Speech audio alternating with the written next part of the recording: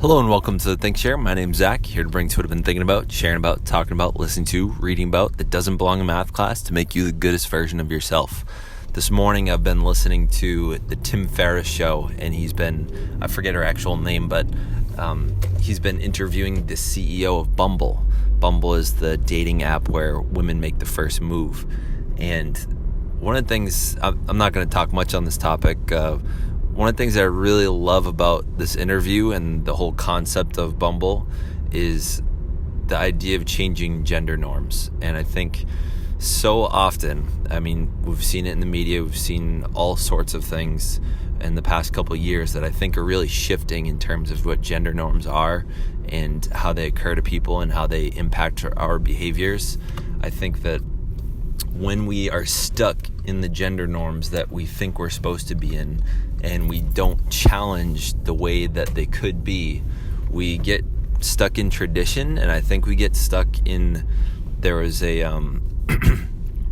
story from psychology, I forget the name of the study, but there was a group of monkeys that were in a cage, and there were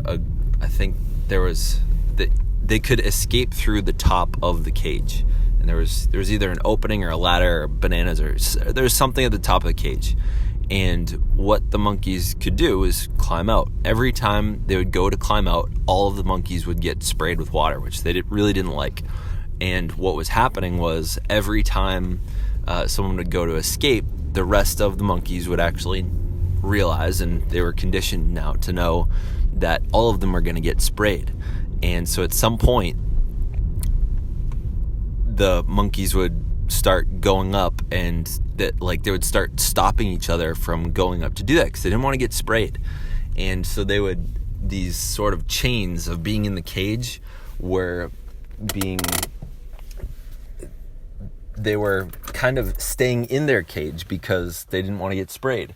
And so over a period of time, they started replacing each of the monkeys, and they stopped spraying because the monkeys wouldn't even let each other get out.